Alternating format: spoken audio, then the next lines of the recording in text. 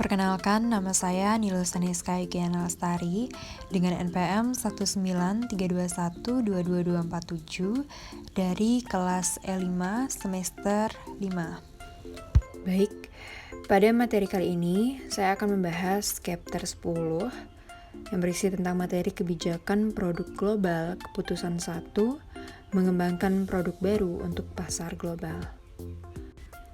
Dalam materi kali ini kita akan membahas beberapa materi. Yang pertama itu ada strategi produk global. Yang kedua, standarisasi versus konstomisasi. Yang ketiga, difusi multinasional. Yang keempat, mengembangkan produk baru untuk pasar global. Dan yang terakhir, pengembangan produk yang sangat global.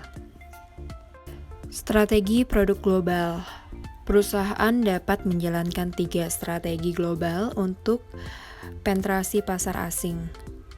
Beberapa perusahaan akan mudah mengadopsi kebijakan produk dan komunikasi yang sama untuk digunakan pada pasar mereka sendiri.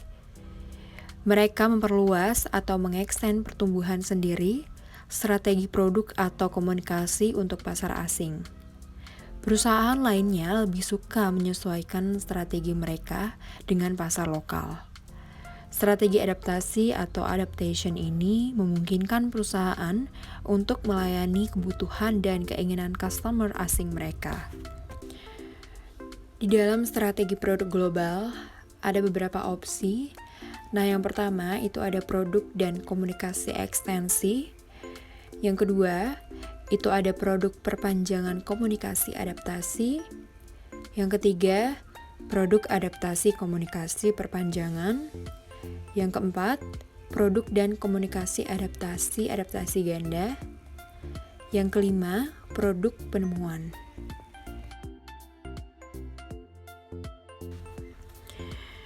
Baik, yang pertama itu ada produk dan komunikasi ekstensi. Pada suatu ekstrem, perusahaan mungkin memilih untuk memasarkan produk standar menggunakan strategi komunikasi yang seragam. Pendatang awal di arena global sering memilih pendekatan ini. Pendekatan ini juga perusahaan kecil dengan sedikit sumber daya biasanya lebih memilih opsi ini. Bagi mereka, potensi hasil dari produk yang disesuaikan atau kampanye iklan biasanya tidak membenarkan biaya adaptasi tambahan.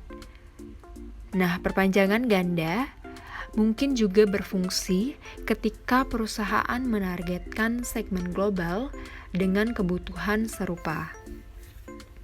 Upaya pemasaran Biltex untuk produk senama di Eropa adalah contoh yang khas. Produknya yaitu berupa lip balm, menawarkan kebutuhan yang sama di setiap pasar Eropa yang berbeda. Secara umum, kebijakan produk standar yang digabungkan dengan strategi komunikasi yang seragam menawarkan penghematan besar yang berasal dari skala ekonomi. Nah, strategi ini pada dasarnya didorong oleh produk daripada didorong oleh pasar. Karena kelemahannya adalah kemungkinan akan menghasilkan pelanggan asing yang mungkin beralih ke merek pesaing lokal atau asing lain yang lebih sesuai dengan kebutuhan mereka. Nah, di sini opsi yang kedua yaitu produk perpanjangan komunikasi adaptasi. Karena perbedaan dalam lingkungan budaya atau persaingan, produk yang sama sering digunakan untuk menawarkan manfaat atau fungsi yang secara dramatis berbeda dari yang ada di pasar dalam negeri. Kesenjangan antara pasar luar negeri dan pasar dalam negeri mendorong perusahaan untuk memasarkan produk yang sama menggunakan kampanye iklan yang disesuaikan. Nah, meskipun mempertahankan skala ekonomi di sisi manufaktur, perusahaan mengorbankan potensi penghematan di sisi periklanan. Di sini Wigley, perusahaan permen karet yang berbasis di Chicago, adalah praktisi tipikal dari pendekatan ini. Sebagian besar merek yang dipasarkan di Amerika Serikat juga dijual di pasar luar negeri.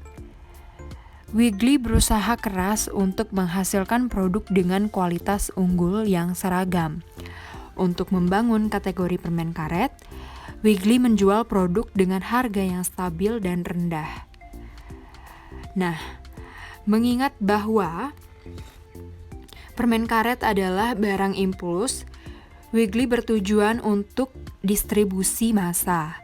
Perusahaan melihat peluang untuk menjual produknya di setiap tempat di mana uang berpindah tangan.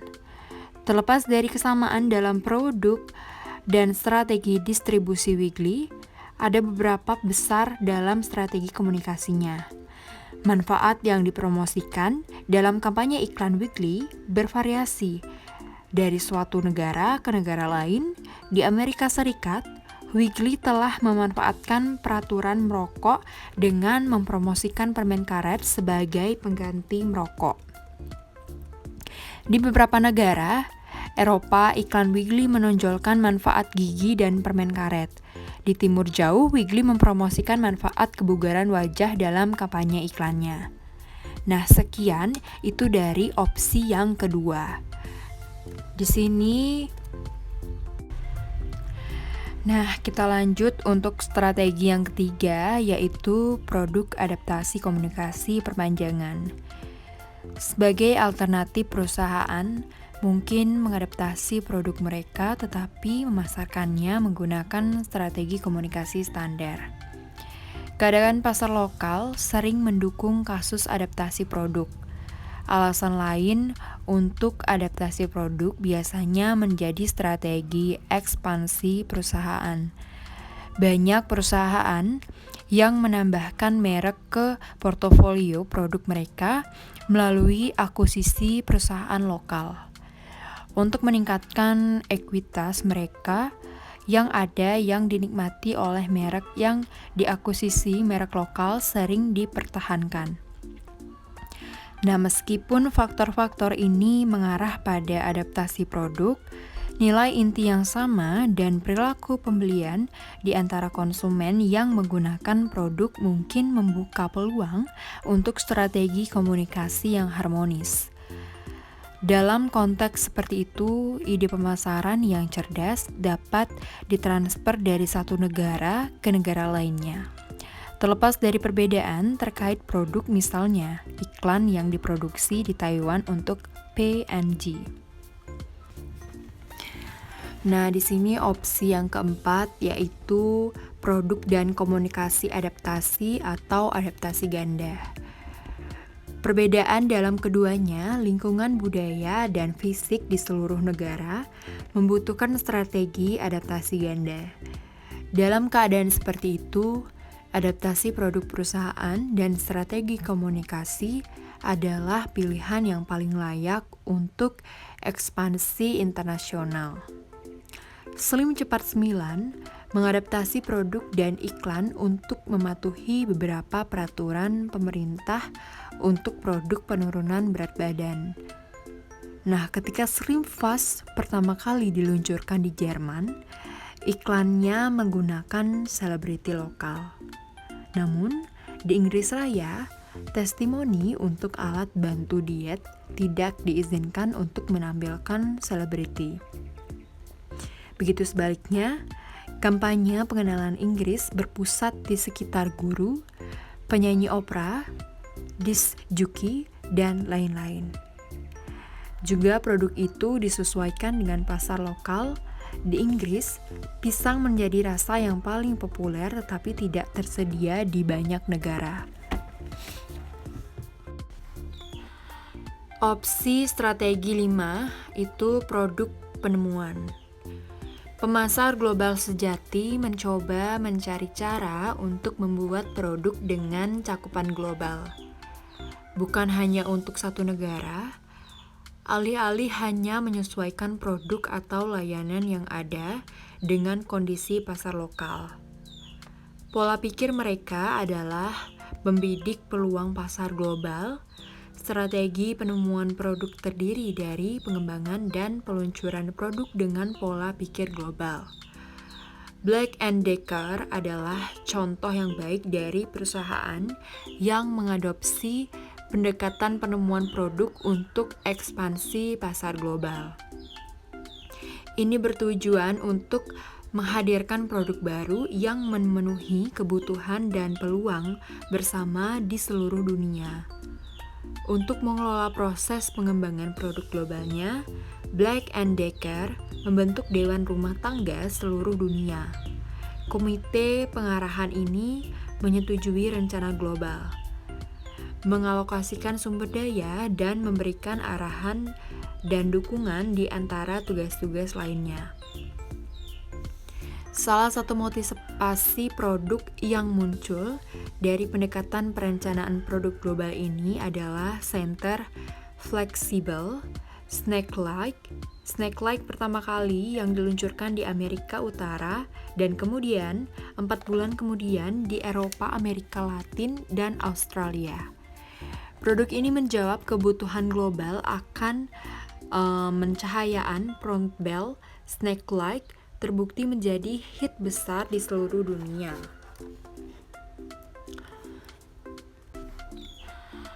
Opsi strategi 5 itu produk penemuan. Pemasar global sejati mencoba Baik, kita akan masuk ke materi yang kedua, yaitu standarisasi versus konstomisasi. Standarisasi versus konstomisasi, seperti yang kita sudah ketahui, standarisasi berarti menawarkan produk yang seragam pada basis regional atau di seluruh dunia. Pergantian kecil biasanya dilakukan untuk memenuhi peraturan lokal atau kondisi pasar.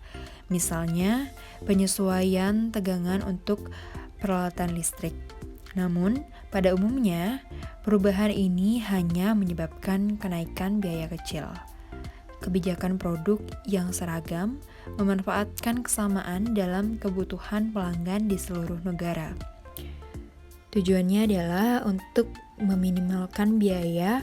Penghematan biaya di kemudian dapat diteruskan ke pelanggan perusahaan melalui harga rendah. Dengan konstomisasi di sisi lain, manajemen berfokus pada perbedaan lintas batas dalam kebutuhan dan keinginan pelanggan sasaran perusahaan. Di bawah rezim ini, perusahaan yang tepat dibuat agar sesuai kondisi pasar lokal. Meskipun standarisasi memiliki orientasi yang digerakkan oleh produk, turunan biaya melalui produk massal, penyesuaian dialami oleh pola pikir yang digerakkan oleh pasar, meningkatkan kepuasan pelanggan dengan menyesuaikan produk dengan kebutuhan lokal.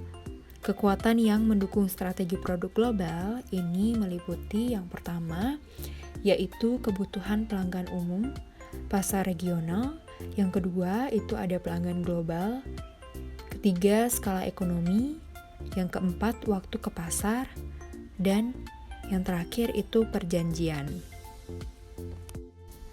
Yang pertama, itu kebutuhan pelanggan umum. Untuk banyak kategori produk, kebutuhan konsumen sangat mirip di berbagai negara. Fungsi produk yang digunakan mungkin identik.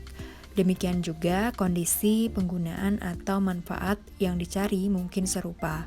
Salah satu contohnya yaitu produk yang menyasar segmen global adalah Apple iPhone. Nah, yang kedua itu ada pelanggan global. Dalam pemasaran bisnis ke bisnis, pergeseran menuju globalisasi berarti bahwa bagian penting dari bisnis banyak perusahaan berasal dari perusahaan multinasional yang pada dasarnya adalah pelanggan global. Keputusan pembelian dan pengadaan biasanya terpusat atau paling tidak terorganisasi. Akibatnya, pelanggan seperti itu biasanya menuntut layanan atau produk yang diselaraskan di seluruh dunia. Nah, yang ketiga itu ada skala ekonomi. Penghematan biaya dari skala ekonomi dalam pembuatan dan distribusi produk global dalam banyak kasus merupakan pendorong utama Di balik langkah standarisasi, penghematan juga sering diwujudkan karena efisiensi sumber daya atau pengeluaran R&D yang lebih rendah. Penghematan ini dapat diteruskan ke pelanggan akhir perusahaan melalui harga yang lebih rendah. Skala ekonomi menawarkan pesaing global, keunggulan kompetitif yang luar biasa atas pesaing lokal atau regional. Yang keempat itu ada waktu ke pasar. Di banyak industri, menjadi inovatif saja tidak cukup untuk menjadi kompetitif. Perusahaan juga harus mencari cara untuk mempersingkat waktu untuk membawa proyek atau produk baru ke pasar. Hal ini terutama berlaku untuk kategori dengan siklus hidup produk yang lebih pendek, dengan memutuskan penelitian dan mengkonsolidasikan upaya pengembangan produk baru pada proyek yang lebih sedikit. Perusahaan seringkali dapat mengurangi siklus waktu ke pasar, misalnya Procter dan Gamble mencatat bahwa peluncuran deterjen cucian cair di seluruh Eropa dapat dilakukan dalam 10% dari waktu yang dibutuhkan pada awal 1980-an. Ketika upaya pemasaran masih sangat terdestrilisasi, demikian pula grup teknik Swedia Alfa Laval telah mampu mempercepat waktu pemasarannya dengan merampingkan proses pengembangan produk baru globalnya.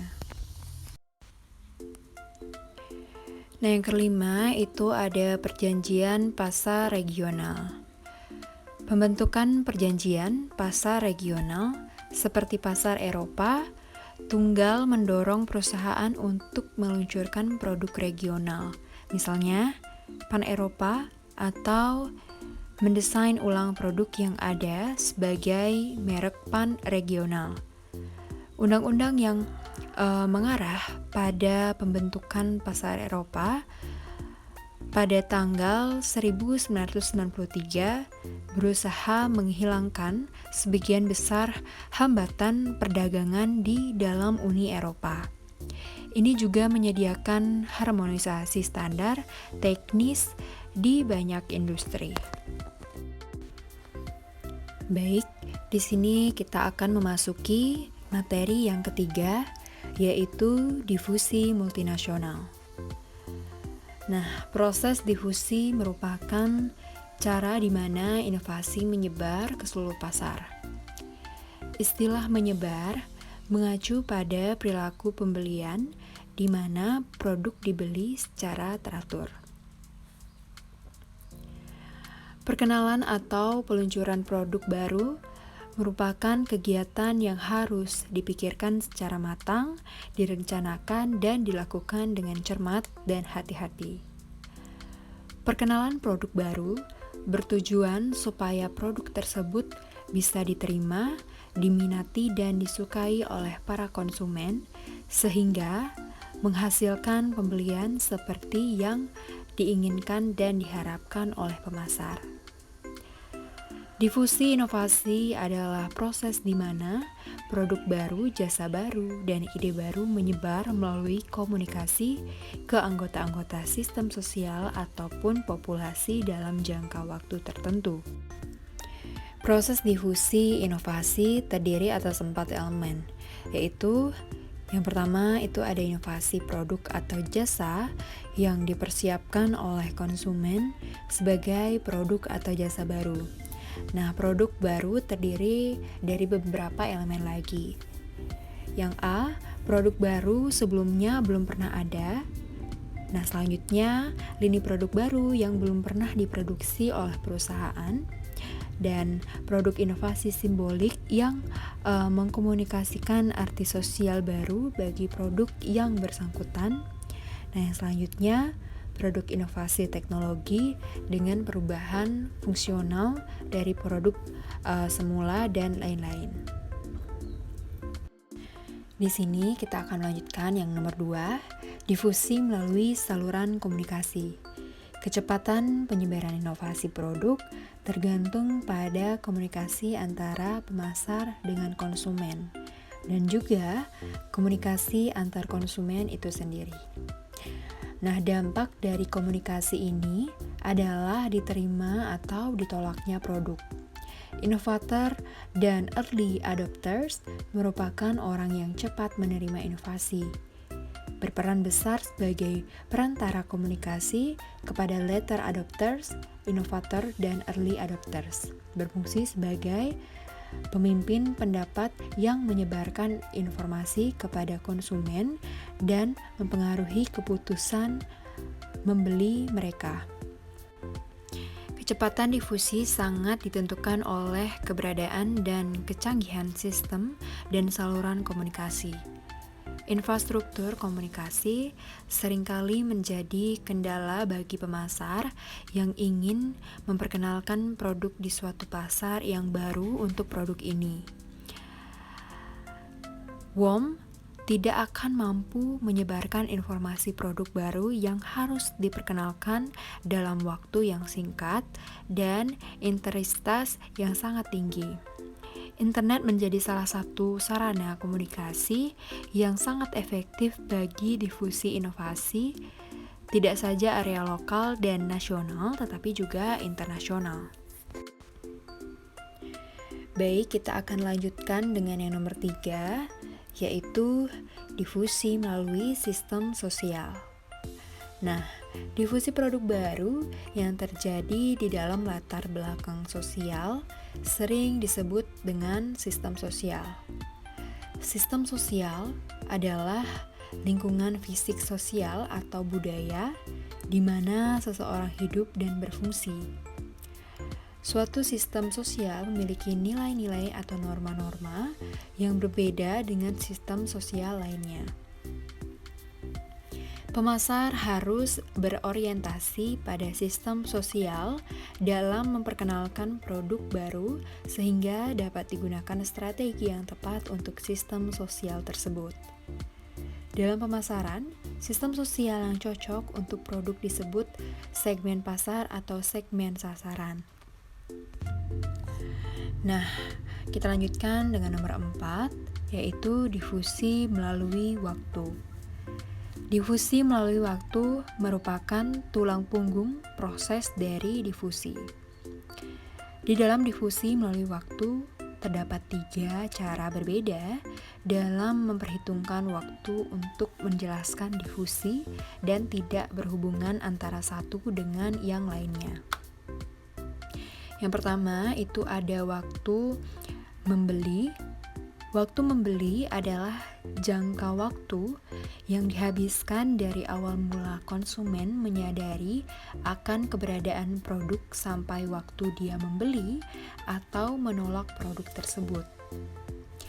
Waktu membeli termasuk juga waktu yang dibutuhkan oleh konsumen dalam mencari informasi dan mencari opini pemimpin, mencari alternatif, dan mengevaluasi, memilih, dan memesan.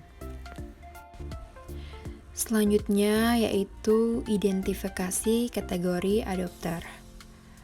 Identifikasi kategori adopter ini mencakup inovator, early adopters, early majority, late majority, dan laggards. Kategori tersebut berjenjang antara inovator yang sangat mudah menerima inovasi sampai ke laggards yang sangat tradisional dan hampir tidak mau berubah. Nah, selanjutnya yaitu kecepatan adopsi.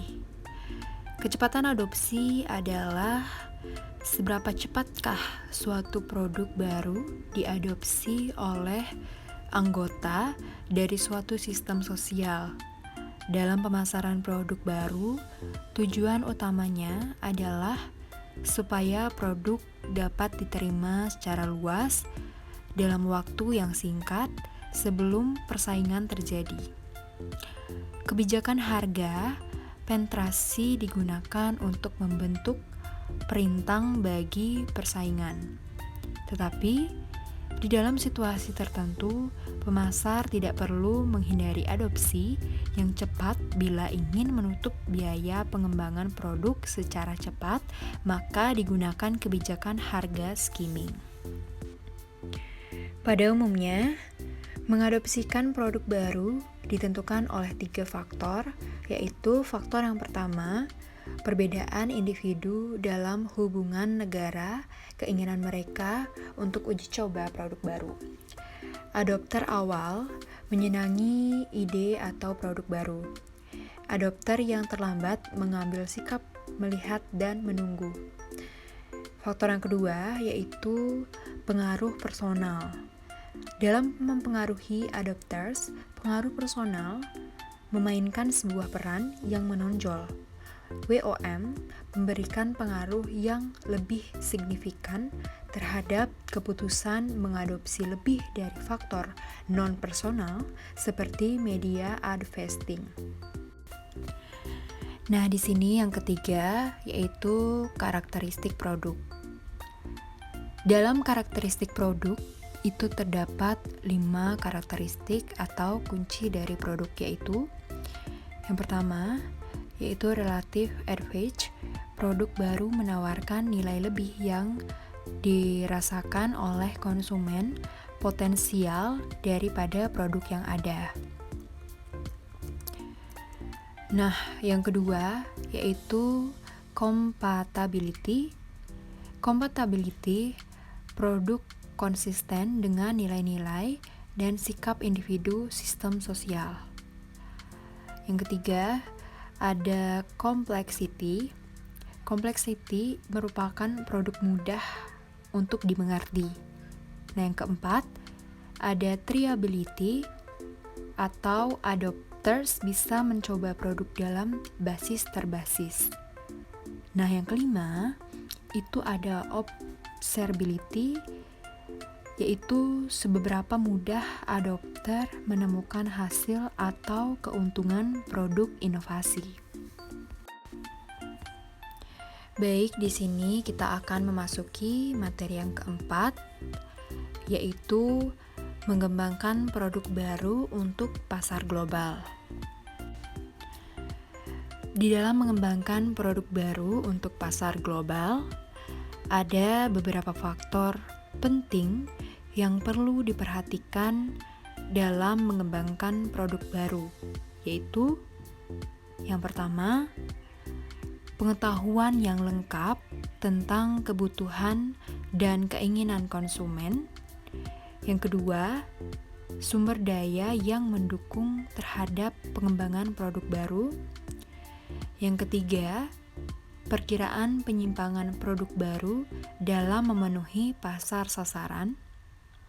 Yang keempat, perkiraan biaya yang dibutuhkan dalam pengembangan dan memproduksi produk baru. Yang kelima, antisipasi terhadap reaksi para pesaing. Nah, untuk yang keenam, yaitu kapan waktu yang paling tepat untuk meluncurkan produk baru. Dan yang terakhir adalah jasa terkait sebagai pendukung produk baru. Terdapat 4 tipe dasar dalam program pengembangan produk, yaitu yang pertama, modifikasi produk lini. Yang kedua, di luar pada produk lini atau produk substitusi. Yang ketiga, produk komplement. Yang keempat, produk inovasi. Langkah-langkah di dalam pengembangan produk baru itu terdiri dari yang pertama, tujuan pengembangan produk baru. Nah, tujuan dari pengembangan produk baru adalah supaya peluang produk baru dapat sukses di pasar pada tahap komersialisasi menjadi lebih besar. Perusahaan harus menetapkan tujuan dari pengembangan produk baru yang meliputi kesesuaian dengan sumber daya perusahaan, penerimaan, penjualan minimum, dan pasang asing pasar tersebut. Nah, yang kedua yaitu pembangkitan ide. Sebuah ide produk baru dapat berasal dari berbagai macam sumber, seperti dari dealer, kompetitor, tenaga penjualan, dan dari karyawan lainnya pada perusahaan. Salah satu sumber ide paling potensial berasal dari pelanggan yang merefleksikan masalah mereka terhadap produk yang ada sekarang. Sumber-sumber ide kreatif yang dipertimbangkan secara umum membutuhkan sebuah pendekatan formal untuk menentukan produk baru alternatif. Sebuah elemen yang sangat kritis pada proses pembangkitan sebuah ide-ide adalah pengembangan suatu konsep produk baru. Salah satunya yang diantaranya adalah menjelaskan tentang analisis struktur keuangan dari produk baru tersebut. Sebuah ide produk baru dapat berasal dari berbagai macam sumber, seperti dari dealer, kompetitor, tenaga penjualan, dan dari karyawan lainnya pada perusahaan. Salah satu sumber ide paling potensial berasal dari pelanggan yang merefleksikan masalah mereka terhadap produk yang ada sekarang. Sumber-sumber ide kreatif yang dipertimbangkan secara umum. Yang ketiga, kita akan membahas yaitu tentang penyaringan. Tahap penyaringan ini merupakan keputusan yang paling sulit karena hanya sedikit informasi yang dapat diandalkan tersedia pada pasar produk yang dilanjutkan, biaya dan sifat investasi yang dibutuhkan.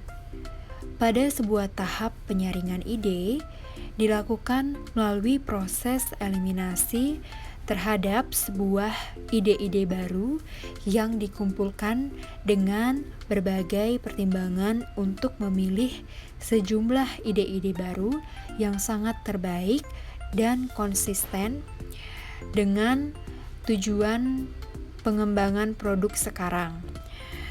Dengan demikian, diharapkan ide-ide produk baru yang dapat terpilih sukses di pasar dan dapat mencapai tujuan dan sasaran perusahaan yang ingin dicapai atau yang ingin dituju. Nah, faktor yang keempat adalah pengevaluasian. Sebuah ide-ide yang telah disaring lalu dievaluasi. Pengevaluasian terhadap pengembangan produk baru merupakan sebuah aspek penting dari keamanan apabila produk ditarik hutang produk yang cukup tinggi dan yang menghindari biaya modifikasi yang sangat besar. Yang kelima yaitu analisis bisnis atau menguji konsep. Sebuah analisis bisnis meliputi sebuah kegiatan untuk memastikan produk baru akan dibeli oleh konsumen global dan beberapa perolehan keuntungan yang mampu dihasilkan oleh produk baru.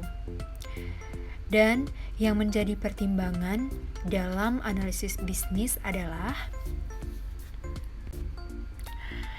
yang kelima yaitu analisis bisnis atau menguji konsep. Sebuah analisis bisnis meliputi sebuah kegiatan untuk memastikan produk baru akan dibeli oleh konsumen global dan beberapa perolehan keuntungan yang mampu dihasilkan oleh produk baru. Dan yang menjadi pertimbangan dalam analisis bisnis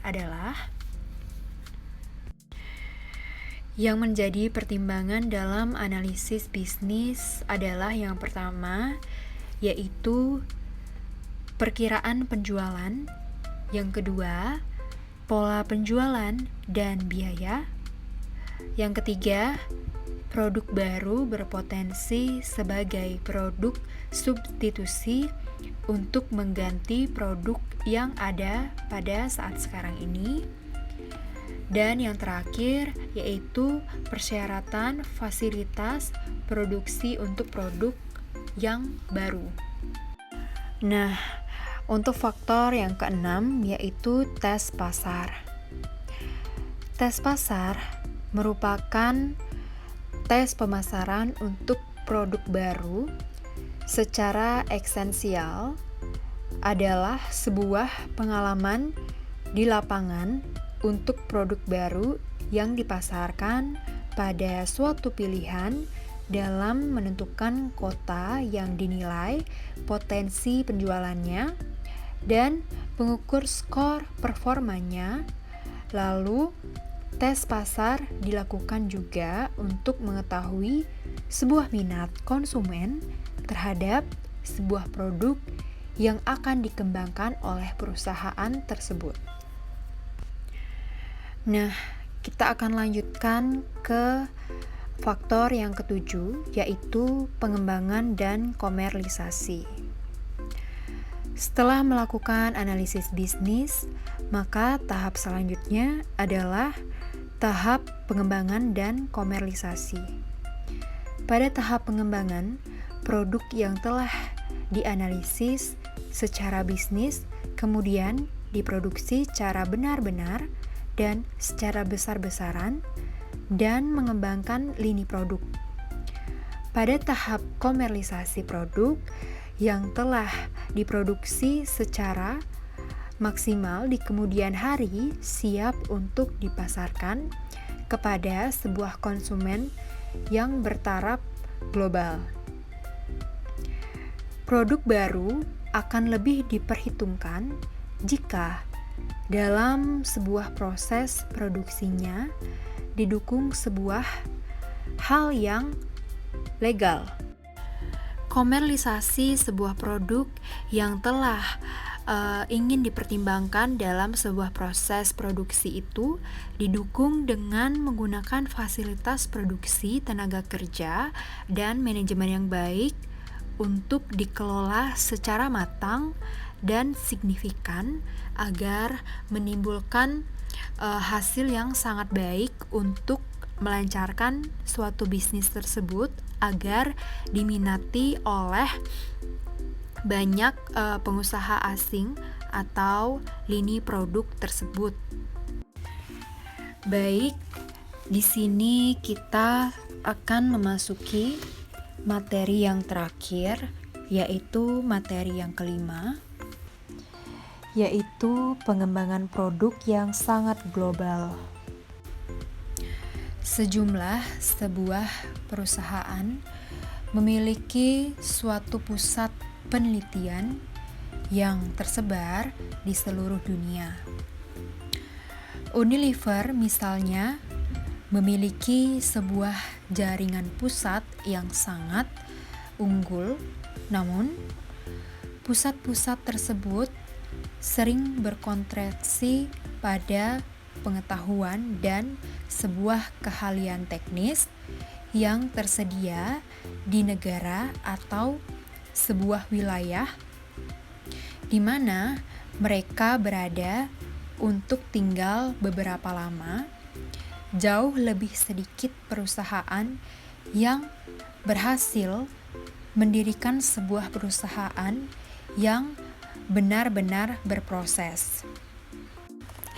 Di sebuah pembangunan, produk global atau sering disebut dengan GPD yang melampaui sebuah kluster lokal, perusahaan semacam itu menggunakan jaringan tim untuk pengembangan produk lintas fungsi yang tersebar di seluruh dunia. Nah, sebuah keputusan kebijakan produk global sangatlah penting bagi keberhasilan strategi. Pemasaran global atau MNC dalam sebuah bab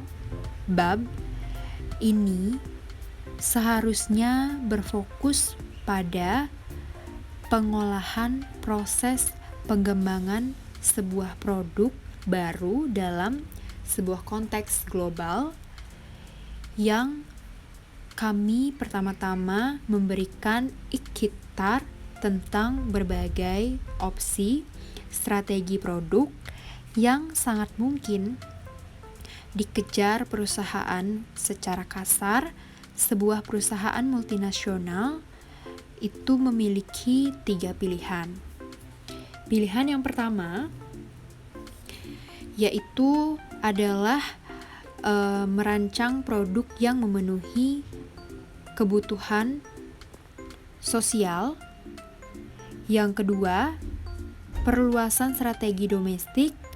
Yang ketiga, adaptasi strategi lokal dan penemuan dengan merancang produk yang memenuhi sebuah kebutuhan umum pelanggan global. Dan salah satu masalah utama yang dihadapi sebuah perusahaan adalah masalah standarisasi versus konsumisasi. Seperti itu. Dan di sini saya ingin menambahkan sedikit di dalam sebuah di sini saya ingin menambahkan perusahaan harus mengejar 3 hal tersebut jika ingin mengalami kesuksesan dalam pasar global. Yang pertama yaitu pencarian, di mana pencarian tersebut sangatlah penting. Kantong pengetahuan baru yang berharga dari seluruh dunia agar ini efektif. Perusahaan harus tetap berpikiran terbuka tentang di mana pengetahuan dapat ditemukan. Misalnya, sementara banyak orang memandang California sebagai sarang inovasi mikroelektronika, Israel dan Singapura juga berbeda di garis depan dalam bidang ini. Kedekatan geografis pusat pengetahuan perusahaan dengan perusahaan lain atau lembaga penelitian dalam industri yang sama harus bukan menjadi pendorong utama. Lebih banyak keuntungan dapat diperoleh dari sebuah cara untuk mengembangkan dan memelihara hubungan dengan potensi kantong pengetahuan terlepas dari lokasinya.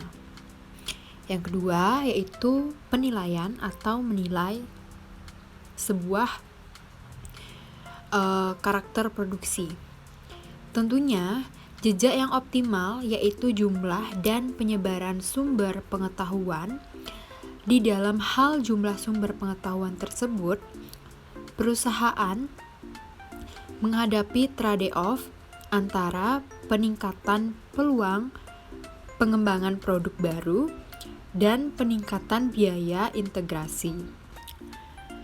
Seringkali jejak perkembangan saat proses pengembangan produk baru terungkap, terutama untuk inovasi radikal. Yang ketiga itu ada mobilisasi. Untuk memanfaatkan manfaat inovasi global, perusahaan harus menemukan cara untuk memobilisasi kantong pengetahuan. Misalnya, cetak biru teknis, paten, peralatan pengetahuan pasar. Strategi optimal untuk memobilisasi pengetahuan tergantung pada jenis sederhana versus kompleks dan sifat teknis versus pasar. Dari pengetahuan yang terlibat ini mengarah ke 4 skenario yang mungkin seperti ditunjukkan pada hal-hal yang dapat menjunjung motivasi tersebut. Di dalam keputusan kebijakan produk global sangatlah penting bagi keberhasilan strategi pemasaran global MNC. Dalam bab ini fokusnya adalah pada pengelolaan proses pengembangan produk baru dalam konteks global. Pertama-tama, memberikan iktar tentang berbagai opsi strategi produk yang mungkin dikejar perusahaan. Secara kasar, sebuah perusahaan multinasional memiliki 3 pilihan perluasan strategi domestik, adaptasi strategi lokal, dan penemuan dengan perancangan produk yang memenuhi kebutuhan umum. Pelanggan global, salah satunya yaitu masalah utama yang dihadapi perusahaan adalah masalah standarisasi versus konstomisasi. Sekarang, kita harus menyadari bahwa masalah ini tidak boleh dinyatakan dalam istilah baik atau sebaiknya ini adalah masalah sederajat. Sejauh mana kita harus menyesuaikan atau jika ingin menstandarisasikan strategi produk, kita menggambarkan kekuatan utama yang mendukung strategi produk global atau regionalisasi. Nah, idealnya perusahaan mencapai keseimbangan yang rapi antara standarisasi produk dan adaptasi menggunakan gambaran 2 pendekatan desain produk yang memungkinkan perusahaan untuk menangkap manfaat pendekatan ini atau variannya. Polanya mirip dengan langkah-langkah yang diikuti dalam mengembangkan produk baru untuk pasar dalam negeri. Namun, ada jumlah faktor rumit yang perlu ditandatangani. Bagaimana kita mengordinasikan upaya NPD global, lintas budaya yang berbeda, mekanisme dan saluran komunikasi apa yang dapat dilakukan. Dalam sebuah contoh kasus yaitu Lexus adalah divisi mobil mewah dari produsen mobil Jepang Toyota. Fondasi merek Lexus ditetapkan pada tahun 1983 pada pertemuan rahasia para eksekutif Toyota. Pada pertemuan tersebut, pemimpin Toyota saat itu, Eiji Toyota, mengajukan pertanyaan, biasakah kita membuat kendaraan mewah untuk menantang yang terbaik di dunia? Setelah pertemuan tersebut, Toyota memulai proyek rahasia dengan nama kode F1 yang akhirnya mengarah pada pengembangan dari Lexus LS400. LS400 diperkenalkan ke pabrik pada tanggal atau bulan Januari 1989 di Detroit Auto Show dan memulai dibuatnya di Amerika Serikat pada bulan September 1989. LS400 dipuji secara luas oleh pers otomotif karena kebisuannya, kualitas pembuatannya, mesinnya performa, kualitas tinggi, dan penghematan bahan bakar. Lexus segera memperkenalkan model ini, termasuk RX 400 SUV mewah hybrid pertama di dunia pada tahun 2007. Penjualan tahun Lexus di Amerika Serikat. Selama 7 tahun berturut-turut, Lexus telah menjadi merek mewah dengan penjualan nomor 1 di pasar otomotif terbesar di dunia. Di Eropa, bagian manapun Lexus sedang berjuang, penjualan kendaraan pada tahun 2007 hanya 54.000 unit di wilayah tersebut. Baik, itu tadi presentasi dari saya yang membahas materi tentang kebijakan produksi global keputusan 1, pengembangan produk baru untuk pasar global, yang sangat kurang tentunya. Saya mohon maaf jika ada kesalahan kata, dan saya akhiri dengan terima kasih.